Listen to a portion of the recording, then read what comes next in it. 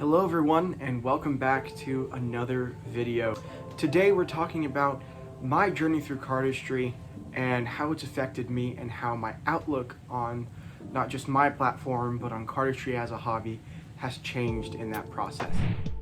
So I've always practiced cardistry, I was just fascinated with it ever since I started collecting and just doing random things with cards, seeing what I could do about 4 years ago.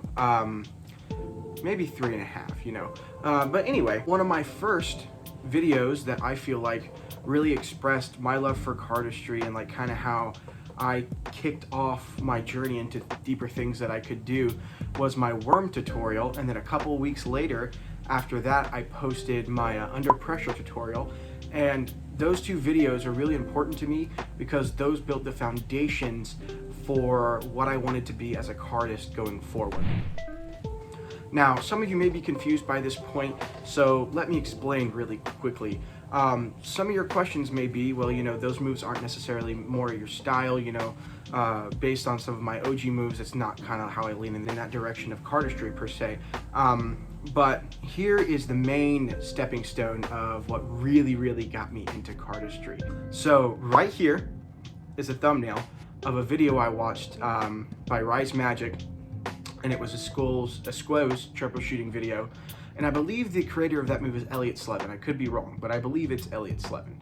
Anyway, that move is like one of my favorite moves now. It's the one move that I really polished and that I really love to do, and that just like jump started my cardistry in so many different ways. And so after that, I really started to play around with two-dimensional cuts, and I'll throw some stuff on the screen, maybe some unreleased footage, who knows, of some moves I've been working on. But I really love the flow of that move and the way the cards seem to appear and disappear when you were moving packets in such a way that looked like that. And I just thought it was super cool. So big shout out to Rise Magic for that. But anyway, let's move on to the next part. So after that, I really just started experimenting with some older moves that you guys, it's old to you guys, but they still seem new to me because I took a big break, and we'll talk about that in a second.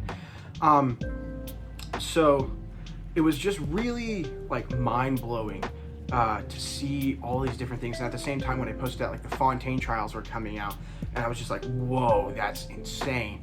And so I really just started working on my craft more and more to try and perfect certain things, even the smallest technique, the smallest angle, finger placement, whatever I could do to make a move look smoother, I did it.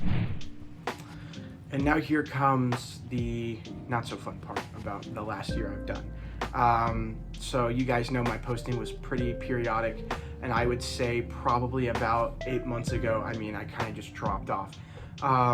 A year ago is when I was really at my peak, I think, and after that time frame, over this last 8 months or so, I really kind of dropped producing some content, and here's why.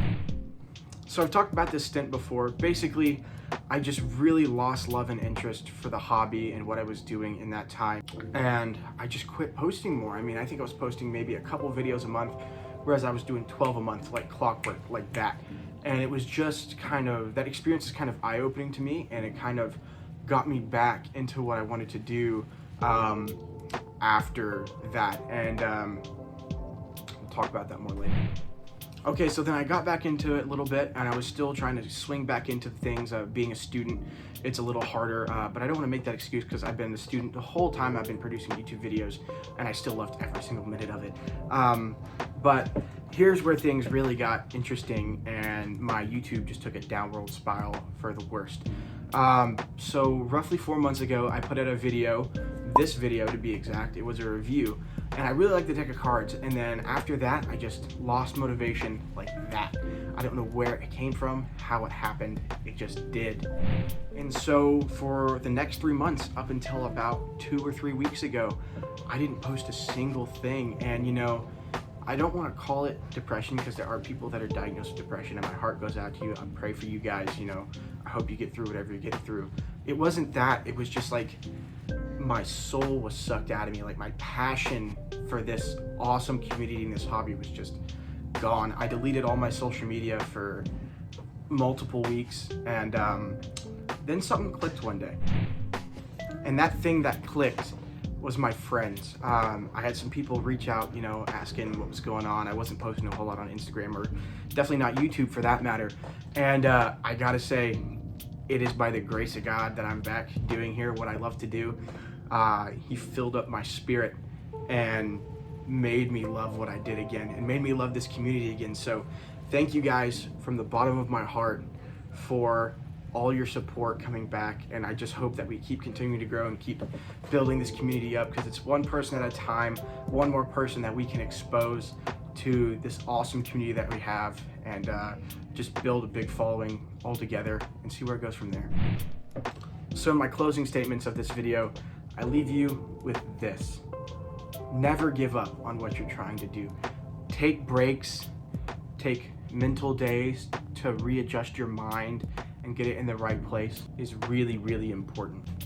Follow your passion. If there's something you're passionate about, follow it. You may lose love for it every now and then. That's okay. I've gone through it. I've really lived that road.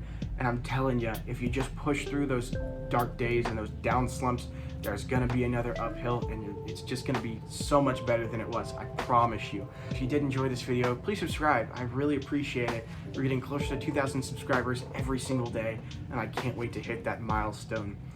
That being said, I'm the Wooden Cardist, and I'll see you guys on the next one. Peace out.